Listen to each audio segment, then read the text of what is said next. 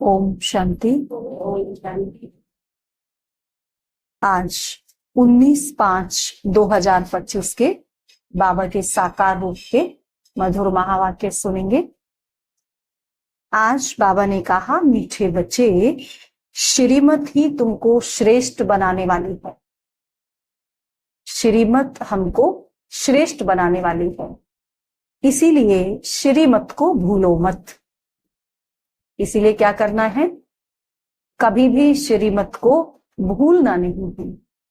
अपनी मत को छोड़ एक बाप की मत पर चलो।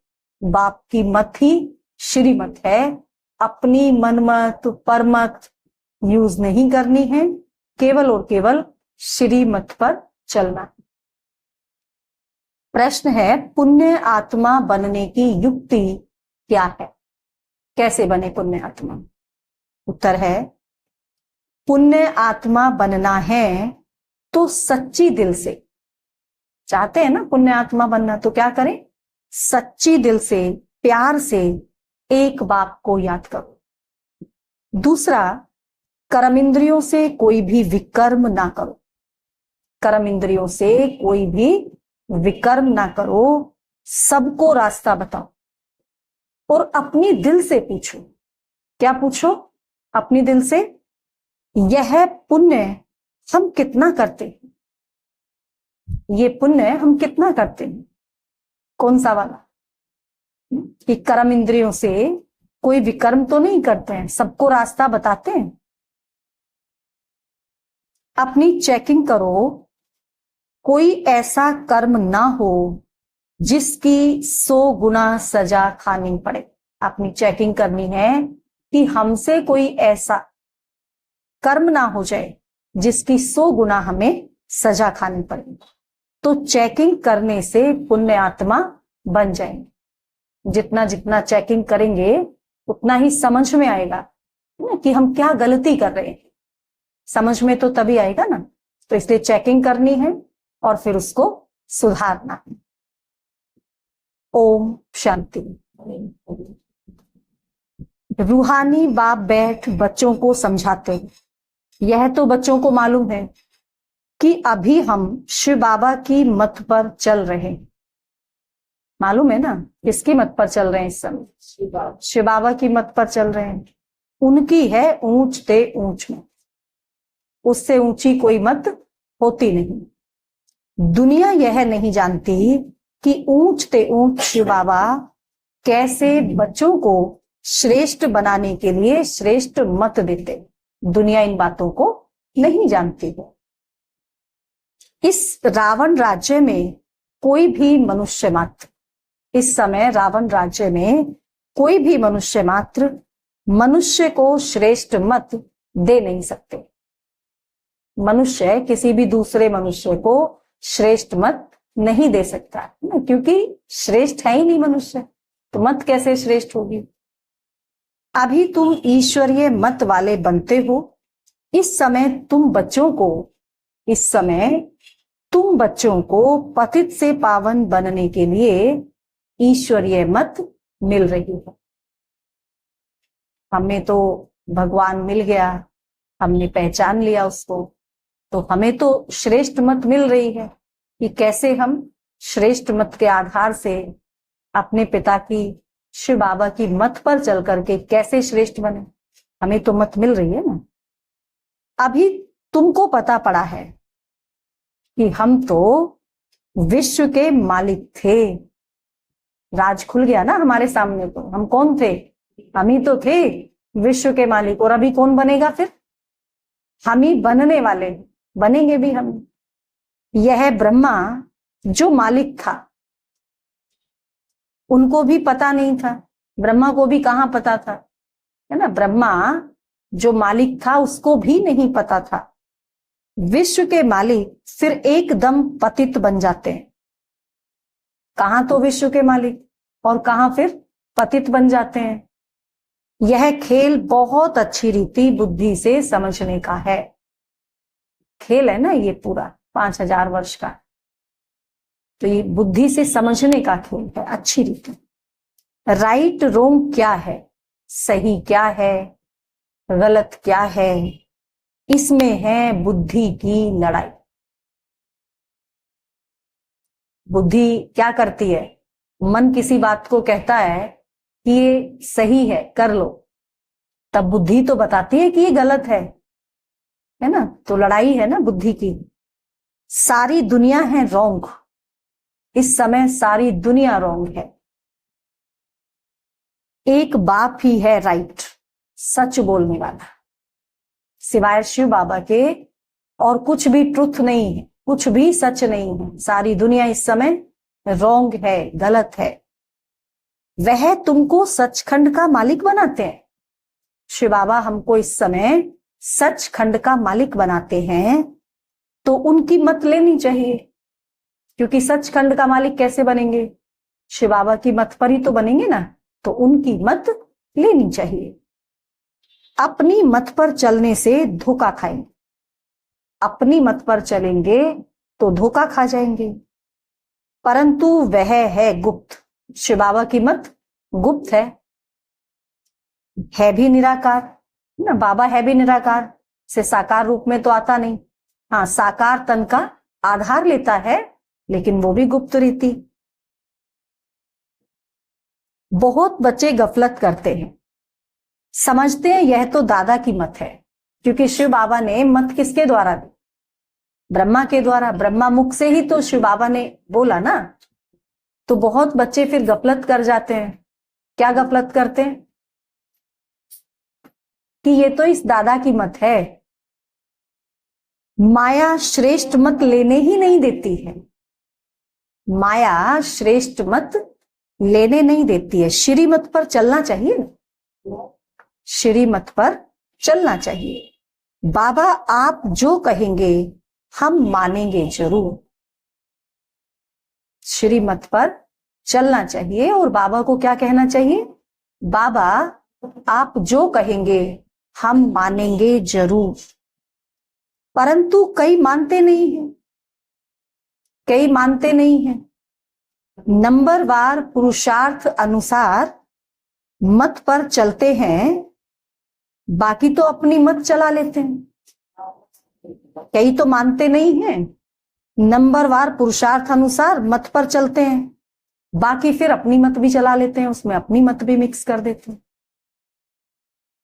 बाबा आए हैं श्रेष्ठ मत देने, ऐसे बाप को घड़ी घड़ी भूल जाते हैं, ऐसे बाप को घड़ी घड़ी भूल जाते हैं, जो इतनी श्रेष्ठ मत देता है आकर के, हमें मनुष्य से देवता बनाता है आकर के, हमें विश्व का मालिक बनाता है आकर के। ऐसे बाप को भूल जाते हैं। माया मत लेने ही नहीं देती। माया भी बड़ी दुष्टर है ना, इतनी आसानी से मत लेने नहीं देती है। श्रीमत तो बहुत सहज है ना। दुनिया में कोई को यह समझ नहीं कि हम तमो प्रधान हैं। दुनिया में किसी को यह समझ ही नहीं है कि हम तमो प्रधान। बाबा कहते मेरी मत तो मशहूर है, श्रीमत भगवत गीता, गीता में भी है ना। भगवान अभी कहते हैं मैं 5000 वर्ष बाद आता हूं। आकर के ही तो बताया ना बाबा ने कि मैं 5000 वर्ष बाद आता हूं, आकर भारत को श्रीमत दे श्रेष्ठ ते श्रेष्ठ बनाता हूं। ये किसने बताया? बाबा ने ही खुद बताया आकर के। बाप तो सावधान करते हैं, बाबा सावधानी भी देता है कि बच्चे श्रीमत पर नहीं चलते हैं। बाबा तो देखता है ना बच्चे श्रीमत पर नहीं चल रहे हैं, तो बाबा सावधानी देता है। बाप रोज रोज समझाते हैं, रोज बाबा समझाता है बच्चों श्रीमत पर चलना भूलो मत। बाबा क्या समझाता है रोज? कि बच्चों श्रीमत पर चलना भूलो मत। इन ब्रह्मा की तो बात ही नहीं। ब्रह्मा थोड़ी ना अपनी मत दे रहे हैं कि ऐसे ऐसे करो। ब्रह्मा के पास अपनी मत थी, और ब्रह्मा पहले ब्रह्मा ही कहाँ था? ब्रह्मा को ब्रह्मा भी किसने बनाया? जब शिव बाबा आया तब तो ब्रह्मा ब्रह्मा बना ना।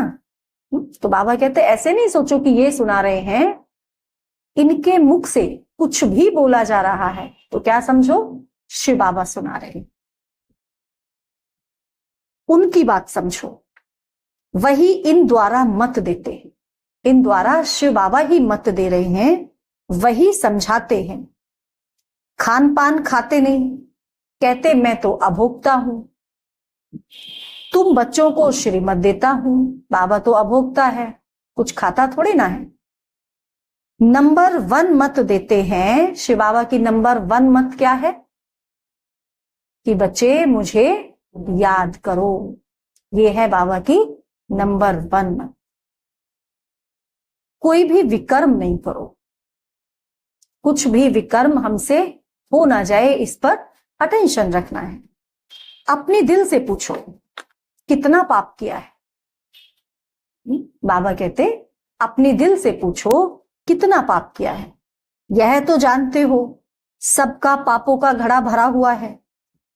इस समय सभी रॉन्ग रास्ते पर हैं। इस समय सभी का पापों का घड़ा भरा हुआ है और सभी रॉन्ग माना गलत रास्ते पर हैं। तुम्हें अभी बाप द्वारा राइट रास्ता मिला है। बाबा ने हमें सही रास्ता बताया आकर के कि बच्चे इस रास्ते पर चलो, माना ऐसे ऐसे करो। तुम्हारी बुद्धि में सारा ज्ञान है, सारा ज्ञान है ना बुद्धि में। ऐसे तो नहीं कि ज्ञान ही नहीं है, ज्ञान है तभी तो यहां बैठे हैं ना। सारा ज्ञान बुद्धि में। गीता में जो ज्ञान होना चाहिए वह है नहीं। गीता में क्या कहता है बाबा, कितनी सच्चाई है। सारी गड़बड़ कर दी ना, जैसे आटे में नमक, उतनी बातें सच हैं। वह कोई बाप की बनाई हुई नहीं है, वो तो मनुष्यों ने ही लिखी है। अब उसमें सारी सच्चाई कैसे लिख सकते हैं। यह भी भक्ति मार्ग में नूंद है। ऐसे गीता लिखना और शास्त्र आदि लिखना, ये भी सब भक्ति मार्ग की नूंद है। भगवान आकर कहते भी हैं, भगवान आकर भक्ति का फल देंगे। ऐसे तो कहते थे ना, याद करो, हम भी तो कहते थे, तभी तो फल मिला कि भगवान आकर भक्ति का फल जरूर देंगे। और क्या कहते थे, पता नहीं किस वेश में आ जाएं। तो बच्चों को समझाया है ज्ञान से सद्गति, ज्ञान से सद्गति होती है। सद्गति भी सबकी होती है, दुर्गति भी सबकी होती है। हर आत्मा सद्गति में भी जाती है, हर आत्मा दुर्गति में भी जाती है। यह तो दुनिया ही तमो प्रधान है। इस समय तो सारी दुनिया ही क्या है, तमो प्रधान है। सतो प्रधान कोई है नहीं। पुनर्जन्म लेते लेते अब पिछाड़ी आकर के हुई है, लास्ट में आकर के पहुंचे हैं। अब मौत सबके सिर पर खड़ा है। भारत की ही बात है, गीता भी है देवी देवता धर्म का शास्त्र। तो तुम्हें दूसरे कोई धर्म में जाने से क्या फायदा। हर एक अपनी अपनी कुरान बाइबल आदि ही पढ़ते हैं, अपने धर्म की पुस्तक ही पढ़ते हैं। सब धर्म वाले अपने धर्म को जानते हैं। एक भारतवासी ही अन्य सब धर्मों में चले जाते हैं, है ना। अन्य धर्मों में नहीं गए होते तो कितनी आदमशुमारी होती हिंदू धर्म की, लेकिन उतनी है क्या। और सब अपने अपने धर्म में पक्के हैं, और सब तो पक्के हैं अपने अपने धर्म के। हर एक धर्म वाले की शक्ल आदि अलग है। बाप स्मृति दिलाते हैं, बच्चे तुम अपने देवी देवता धर्म को भूल गए। बाबा याद दिला रहे, बच्चे तुम अपने असल देवी देवता धर्म को भूल गए हो। तुम स्वर्ग के देवता थे। कौन थे, स्वर्ग के देवता थे। हम सो का अर्थ भारतवासियों को बाप ने सुनाया है। बाकी हम आत्मा सो परमात्मा नहीं है। ऐसे नहीं कि हम आत्मा सो परमात्मा, भक्ति में तो ऐसे कह दिया, कितना रोंग कर दिया। लेकिन हम सो का वास्तविक अर्थ क्या है। हम सो क्या, देवता सो क्षत्रिय, क्षत्रिय सो वैश्य, वैश्य सो शूद्र, शूद्र सो ब्राह्मण, और ब्राह्मण सो देवता। ये है बाजूली। यह बातें तो भक्ति मार्ग के गुरु लोगों ने बनाई हैं। गुरु भी करोड़ों होंगे। स्त्री को पति के लिए कहते हैं कि यह तुम्हारा गुरु ईश्वर है, जबकि पति ही ईश्वर है। फिर हे भगवान हे राम क्यों कहती हो। अगर पति ही ईश्वर है तो बाबा कहते फिर मुख से हे राम हे ईश्वर क्यों निकलता है। मनुष्यों की बुद्धि बिल्कुल ही पत्थर बन गई है। कैसे हो गए सभी? पत्थर बुद्धि हो गए। यह खुद भी कहते हैं हम भी ऐसे थे। कौन? ब्रह्मा बाबा खुद भी कहते हैं हम भी ऐसे ही थे। जब तक शिव बाबा नहीं आया था तो ऐसे ही थे। कहां बैकुंठ का मालिक श्री कृष्ण, और कहां फिर उनको गांव का छोरा कह दिया। श्याम सुंदर कहते हैं, अर्थ थोड़े ही समझते हैं। श्याम सुंदर कहते हैं, बाकी अर्थ थोड़ी ना समझते हैं। अभी बाप ने तुमको समझाया है, जो नंबर 1 सुंदर वही नंबर लास्ट तमो प्रधान श्याम बना। जो नंबर 1 सुंदर था वही लास्ट में नंबर 1 तमो प्रधान श्याम बना है। तुम समझते हो हम सुंदर थे फिर श्याम बने हैं। 84 का चक्र लगाए अभी श्याम से सुंदर बनने के लिए। 84 का चक्र लगा लिया, अभी क्या कर रहे हैं? अभी श्याम से सुंदर बनने के लिए बाप एक ही दवाई देते हैं। बाबा से दवाई ले रहे हैं। कौन सी दवाई दी बाबा ने? मुझे याद करो। बाबा कहते तुम्हारी आत्मा पतित से पावन बन जाएगी। अगर बाबा को याद करेंगे तो हम आत्माएं पतित से पावन बन जाएंगे। बाबा कहे तुम्हारे जन्म जन्मांतर के पाप नाश हो जाएंगे। जन्म जन्मांतर के जो विकर्म है उनका विनाश हो जाएगा। तुम जानते हो जब से रावण आया है तुम गिरते गिरते पाप आत्मा बने हो। जब से रावण आया तब से क्या हालत हुई हमारी, और गिरते गिरते गिरते आज कितनी गिरावट में आ गए हैं। यह है ही पाप आत्माओं की दुनिया, एक भी सुंदर नहीं। बाप बिगर सुंदर कोई बना नहीं सके। तुम आए हो स्वर्गवासी सुंदर बनने। हम यहां क्यों आए हैं? स्वर्गवासी सुंदर बनने के लिए। अभी नरकवासी श्याम है, क्योंकि काम चिता पर चढ़ काले बने। काम चिता पर चढ़कर कैसे बन गए थे? काले बन गए थे। अभी बाबा क्या बना रहा है? गोरा बना रहा है। बाप कहते हैं बच्चे काम महाशत्रु है। काम हमारा सबसे बड़ा दुश्मन है। इन पर जो जीत पाएंगे वही जगत जीत बनेंगे। नंबर 1 है काम। उनको ही पतित कहा जाता है, उनको ही पतित कहते हैं। क्रोधी को पतित नहीं कहेंगे ना, फिर भी क्रोध करने वाले को ऐसे नहीं कहेंगे कि पतित। विकार तो है क्रोध भी अपने आप में एक, लेकिन फिर भी उसको उतना पतित नहीं कहा जाएगा जितना एक कामी व्यक्ति को कहा जाएगा। बुलाते भी हैं कि आकर पतित से पावन बनाओ। हमने कितना पुकारा कि आकर पतित से पावन बनाओ। तो अब बाप आए हैं, कहते हैं यह अंतिम जन्म पवित्र बनो। क्या करो? इस अंतिम जन्म में पवित्र बनो। जैसे रात के बाद दिन, दिन के बाद रात होती है, वैसे संगम युग के बाद फिर सतयुग आता है। क्योंकि संगम युग क्या है? अमृत वेला का समय है ना संगम युग। और रात होती है, रात के बाद फिर अमृत वेला आता है, फिर दिन आ जाता है। तो ऐसे अब संगम है तो संगम के बाद क्या आएगा? संगम युग के बाद सतयुग आएगा। चक्र फिरना है, चक्र ऐसे ही फिरना है। बाकी और कोई आकाश में अथवा पाताल में दुनिया नहीं है। ऐसे नहीं कोई पाताल में भी दुनिया है, कोई आकाश में भी दुनिया है, ऐसा नहीं। सृष्टि तो यही है। इसी सृष्टि पर स्वर्ग है, इसी सृष्टि पर नरक है। कोई नई सृष्टि नहीं है कोई अलग से, सब यहां ही है। सतयुग, त्रेता, द्वापर, कलयुग सब यहां ही। झाड़ भी एक ही है और कोई नहीं हो सकता, और कोई झाड़ नहीं है।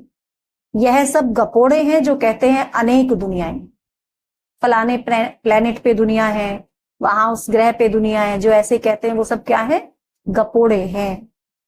बाप कहते हैं यह सब भक्ति मार्ग की बातें हैं। अब बाप सत्य बात सुनाते हैं। बाबा अभी सत्य बात सुना रहे हैं। अब अपने अंदर देखो। क्या देखो अपने अंदर में? कि हम कहां तक श्रीमत पर चल सतो प्रधान अर्थात पुण्य आत्मा बन रहे। अपने आप को देखना है। सतो प्रधान को पुण्य आत्मा और तमो प्रधान को पाप आत्मा कहा जाता है। विकार में जाना पाप है। बाप कहते हैं अब पवित्र बनो।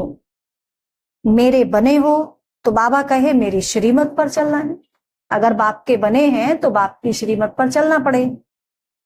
मुख्य बात है कोई पाप नहीं करो। मुख्य बात क्या है? कोई पाप नहीं करो, क्योंकि पाप करेंगे तो रिजल्ट क्या होगा? कितना बताया बाबा ने? 100 गुना। 100 गुना दंड मिलेगा ना। तो अब पाप करके बहुत नुकसान है, इसलिए बाबा बार बार अटेंशन दिलाता है कि कोई पाप कर्म हमसे ना हो जाए। नंबर 1 पाप है विकार में जाना। फिर और भी पाप बहुत होते हैं, चोरी चकारी ठगी आदि बहुत करते हैं। फिर बहुतों को गवर्नमेंट पकड़ती भी है, कितनों को गवर्नमेंट पकड़ भी लेती है। अब बाप बच्चों को कहते हैं अपने दिल से पूछो।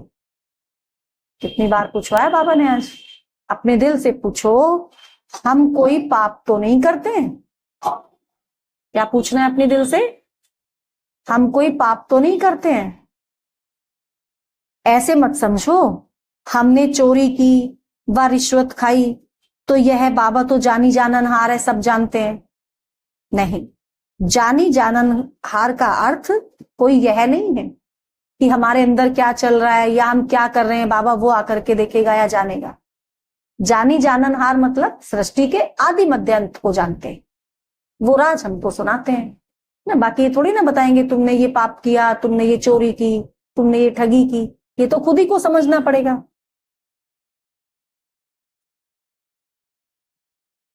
जानी जाननहार का अर्थ यह नहीं है। अच्छा, कोई ने चोरी की, बाप जानेंगे फिर क्या? चलो जानेंगे भी तो क्या, जो चोरी की उसका दंड 100 गुना हो ही जाएगा। बाबा जाने या ना जाने क्या फर्क पड़ता है, दंड तो 100 गुना हो ही गया ना।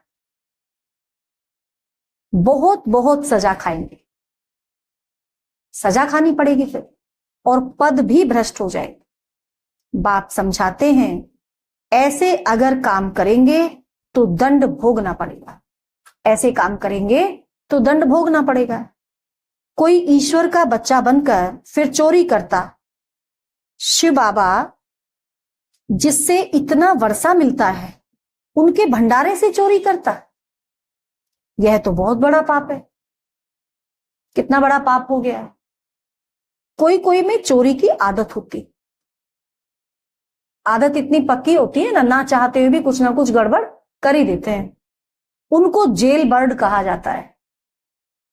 यह है ईश्वर का घर। ईश्वर के घर में और जेल बर्ड होने में तो अंतर है ना।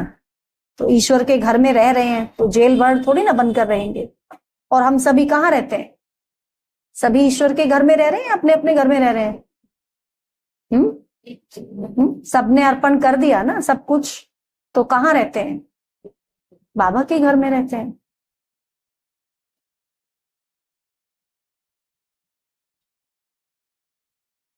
तो सजाएं भी बहुत मिलेंगी और फिर जन्म बाई जन्म डर्टी घर में जन्म लेंगे। सजाएं भी मिलेंगी और घर भी फिर ऐसी, जन्म भी फिर ऐसी घर में मिलेगा, खराब घर में। तो अपना ही नुकसान किया ना। ऐसे बहुत हैं जो याद में बिल्कुल नहीं रहते, सुनते कुछ नहीं, याद में भी नहीं रहते, सुनते भी नहीं। बुद्धि में चोरी आदि के ही ख्यालात चलते रहते हैं। ऐसे बहुत सत्संग में जाते हैं, चप्पल चोरी कर लेते हैं। देखो बाबा को ये भी मालूम है, बच्चे जाते हैं ना, देखो सत्संग में जाएंगे, मंदिर में जाएंगे, कितने तो जाते ही इसीलिए है कि अपनी चप्पल बदल के ले आएंगे। सोचो, उनका धंधा ही ये रहता है, जहां सत्संग होता वहां जाकर चप्पल चोरी कराएंगे।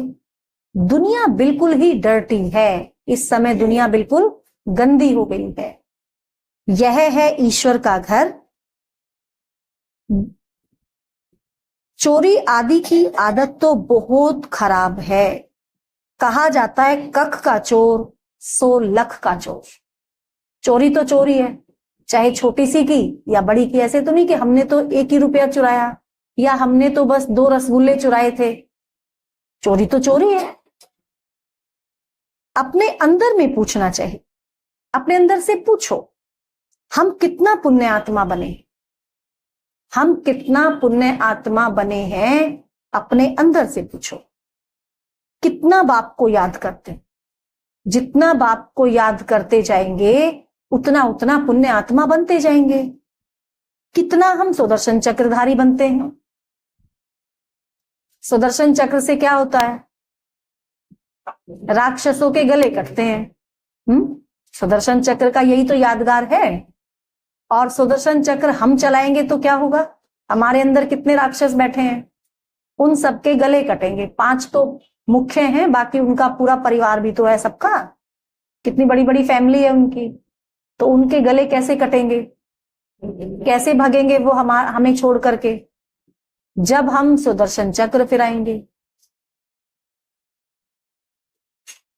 कितना समय ईश्वरीय सर्विस में रहते हैं, अपने से पूछना है। अपने अंदर में क्या क्या पूछना है?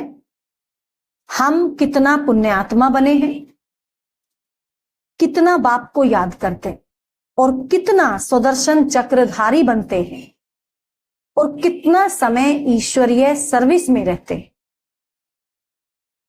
कितने पाप हमारे कटते जा रहे हैं, ये सारी बातें अपने से पूछनी है। अपना पोता मेल रोज देखो, रोज अपना पोता मेल देखना है। कितना पुण्य किया और कितना योग में रहा, अपना पोता मेल रोज चेक करना है कि कितना मैंने पुण्य किया आज और कितना मैं योग में रहा, कितना समय मैं याद में रहा, कितनों को मैंने रास्ता बताया। धंधा आदि तो भल करो, बाबा ऐसे नहीं करता कोई काम धंधे नहीं करो, जो आपके काम है करने के वो करो। तुम कर्म योगी हो, बाबा कहते तुम कौन हो? तुम कर्म योगी हो, कर्म तो भल करो। बाबा यह बैजेस बनाते रहते हैं, अच्छे अच्छे लोगों को इस पर समझाओ। जहां भी जाओ हमेशा कैसे जाओ? बैज लगा करके जाओ। देखो किस किसने बैज नहीं लगाया हुआ, जो बैज लगा कर नहीं आए हैं। जिसने नहीं लगाया हुआ वो हाथ उठाओ। देखो कितनों ने नहीं है। नहीं क्या आपके पास है? सबके पास। क्यों नहीं लगाया हुआ? फिर जब पाठशाला पे आते हुए आपने बैज नहीं लगाया, सोचो आप कहीं बाहर जाएंगे तो कैसे लगा के जाएंगे? लगाते होंगे क्या फिर? और बाबा क्या कह रहा है? बैज पर समझाओ। अब बैज पर कब समझाएंगे? जब बैज लगा हुआ होगा तभी तो समझाएंगे ना। इस महाभारत लड़ाई द्वारा ही स्वर्ग के गेट खुल रहे हैं। श्री कृष्ण के चित्र में नीचे लिखत बड़ी फर्स्ट क्लास है, परंतु बच्चे अभी इतना विशाल बुद्धि हुए नहीं। थोड़ा ही धन मिलता है तो नाचने लग पड़ते हैं। थोड़ा धन मिल गया नाचने लग जाते हैं, पता नहीं क्या ही मिल गया। कोई को जास्ती धन होता है तो समझते हैं हमारे जैसा तो कोई नहीं होगा। जिन बच्चों को बाप की परवाह नहीं, उन्हें बाप जो इतना अविनाशी ज्ञान रत्नों का खजाना देते हैं, उनको उसकी भी कदर नहीं होगी। जब बाप की ही कदर नहीं तो बाप के खजाने की कैसे कदर होगी? बाबा एक बात कहेगा वह दूसरी बात कर लेते। परवाह ना होने के कारण बहुत पाप करते रहते हैं। श्रीमत पर चलते नहीं, फिर गिर पड़ते हैं। श्रीमत पर नहीं चलेंगे तो क्या होगा? फिर गिर जाएंगे। बाप कहेंगे यह भी ड्रामा। बाबा टेंशन लेके बैठेगा क्या? क्या कहेगा? ये भी ड्रामा। अब समझा ही तो सकता है ना, बाप बच्चे को समझा ही तो सकता है कि इस रास्ते पर चलो तो तुम ये बन जाओगे। लौकिक रीति भी बाप क्या करता है? समझाता है, और जब बच्चा बिल्कुल ही नहीं मानता तो उसको छोड़ देता है उसके हाल पर। तो फिर बाबा भी क्या कहेगा? यह भी ड्रामा। उनकी तकदीर में नहीं है। बाप तो जानते हैं ना, बहुत पाप करते हैं। अगर निश्चय हो कि बाप हमको पढ़ाते हैं, अगर ये निश्चय पक्का हो जाए कि बाप हमको पढ़ाते हैं, तो खुशी रहनी चाहिए। फिर तो कितनी खुशी रहनी चाहिए। तुम जानते हो हम भविष्य नई दुनिया में प्रिंस प्रिंसेस बनेंगे। जानते हैं ना हम किस लिए पढ़ रहे हैं? नई दुनिया में प्रिंस प्रिंसेस बनने के लिए। तो कितनी खुशी रहनी चाहिए। परंतु बच्चे तो अभी तक भी मुरझाते रहते हैं, वह अवस्था ठहरती नहीं है। बाबा ने समझाया है विनाश के लिए रिहर्सल भी होगी। अभी चल रही है ना रिहर्सल, बीच बीच में रिहर्सल होती रहती है। कैलेमिटीज भी होंगी, भारत को कमजोर करते जाएंगे। बाप खुद कहते हैं यह सब होना ही है, नहीं तो विनाश कैसे होगा। बर्फ की बरसात पड़ेगी, फिर खेती आदि का क्या हाल होगा। सोचो, बर्फ की बरसात पड़े, खेती का क्या हाल होगा। फिर लाखों मरते रहते हैं, कोई बतलाते थोड़ी हैं।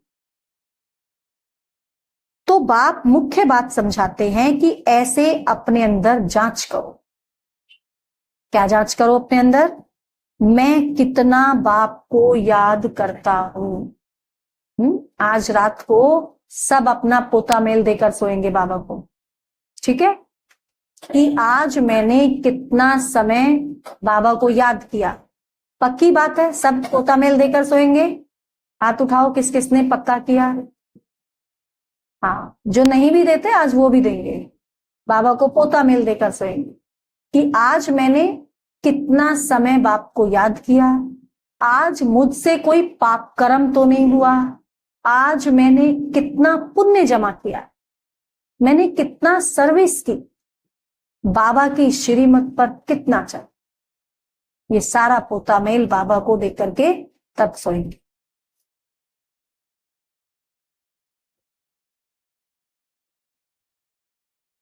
तो अपने अंदर जांच करो, मैं कितना बाप को याद करता हूं। बाबा आप तो बड़े मीठे हो, कमाल है आपकी। बातें करते हैं ऐसे बाबा से। आपका फरमान है मुझे याद करो तो 21 जन्म के लिए कभी रोगी नहीं बनेंगे। अपने को आत्मा समझ बाप को याद करो। बाबा क्या कहते? अपने को आत्मा समझ बाप को याद करो। तो बाबा कहते मैं गारंटी करता, सम्मुख बाप तुमको कहते हैं, तुम फिर औरों को सुनाते हो। कौन गारंटी दे रहा है? भगवान दे रहा है गारंटी, कोई छोटी मोटी हस्ती गारंटी नहीं दे रही है। तो बाबा से हम सम्मुख सुनते, हम फिर औरों को सुनाते हैं। बाप कहते हैं मुझ बाप को याद करो, बहुत प्यार करो।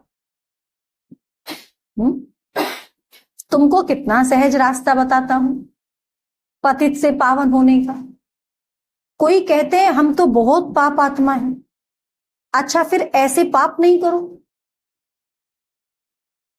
मुझे याद करते रहो तो जन्म जन्मांतर के जो पाप हैं वह इस याद से भस्म होते जाएंगे। कोई तो कहते हैं हम तो बहुत पाप आत्मा है।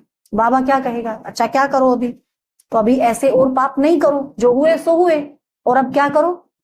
आप बाबा को याद करो।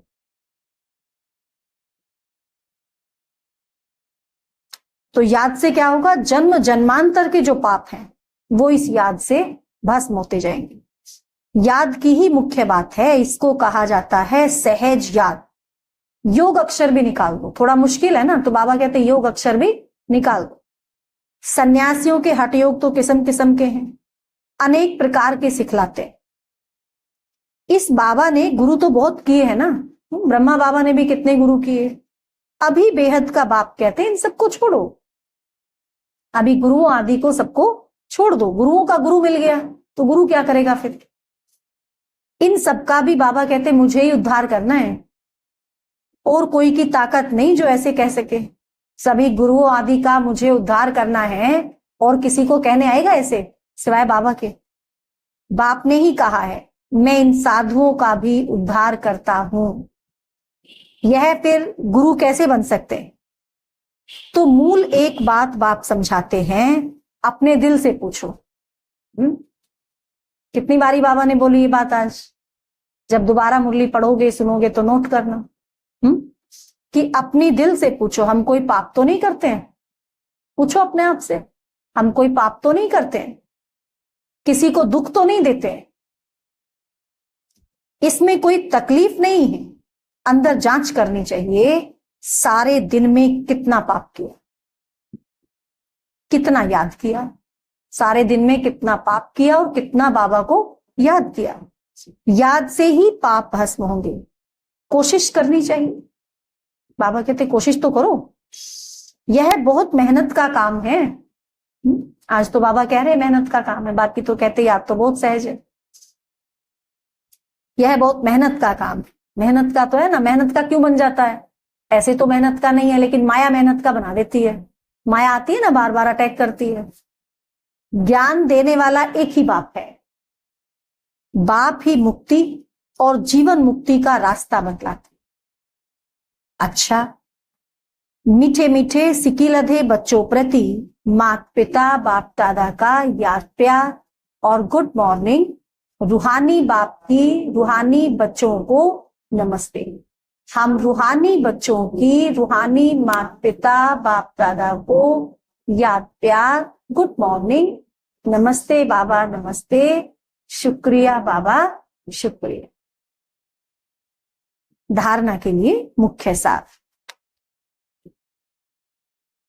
पहला पॉइंट है, बाप जो अविनाशी ज्ञान रत्नों का खजाना देते हैं उसका कदर करना है।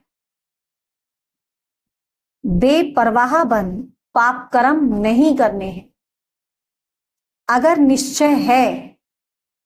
निश्चय है भगवान हमको पढ़ाते हैं तो अपार खुशी में रहना चाहिए।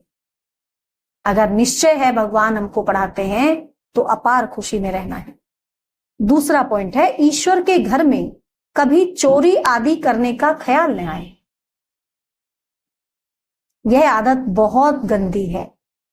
कहा जाता कख का चोर सो लख का चोर। तो अपने अंदर पूछो, अपने अंदर से पूछना है हम कितना पुण्य आत्मा बने हैं। अपने अंदर पूछना है हम कितना पुण्य आत्मा बने हैं। वरदान है आज का, निर्बल दिल शिकस्त असमर्थ आत्मा को एक्स्ट्रा बल देने वाले रूहानी रहमदिल भव। निर्बल दिल शिकस्त असमर्थ आत्मा को एक्स्ट्रा बल देने वाले रूहानी रहमदिल भव। जो रूहानी रहमदिल बच्चे हैं वह महादानी बन बिल्कुल होपलेस केस में होप पैदा कर देते। कितना भी होपलेस केस होगा वो उसमें भी होप पैदा कर देंगे, उम्मीद पैदा कर देंगे। निर्बल को बलवान बना देते हैं। दान सदा गरीब को, बेसहारे को दिया जाता है। तो जो निर्बल दिल शिकस्त असमर्थ प्रजा क्वालिटी की आत्माएं हैं, जो आत्माएं दिल शिकस्त हैं, निर्बल हैं, असमर्थ प्रजा क्वालिटी की है, उन आत्माओं के प्रति रूहानी रहमदिल बन महादानी बनो। आपस में एक दूसरे के प्रति महादानी नहीं, वह तो सहयोगी साथी हो। आपस में तो एक दूसरे को सहयोग करना है, एक दूसरे के साथी हैं, सहयोगी, भाई भाई हो। हम शरीक पुरुषार्थी हो। सहयोग दो, दान नहीं। आपस में सहयोग देना है। दान किनको देना है? जो आत्माएं निर्बल हैं, दिल शिकस्त हैं, असमर्थ हैं, उनको सहयोग देना है। स्लोगन है, सदा एक बाप के श्रेष्ठ संग में रहो तो और किसी के संग का रंग प्रभाव नहीं डाल सकता। अव्यक्त इशारे, रूहानी रॉयल्टी और प्योरिटी की पर्सनैलिटी धारण करो। प्योरिटी के साथ साथ चेहरे और चलन में रूहानियत की पर्सनैलिटी को धारण कर इस ऊंची पर्सनैलिटी के रूहानी नशे में रहो। अपनी रूहानी पर्सनैलिटी को स्मृति में रख सदा प्रसन्न चित्त रहो तो सब प्रश्न समाप्त हो जाएंगे। अशांत और परेशान आत्माएं आपकी प्रसन्नता की नजर से प्रसन्न हो जाएगी। अच्छा, ओम शांति।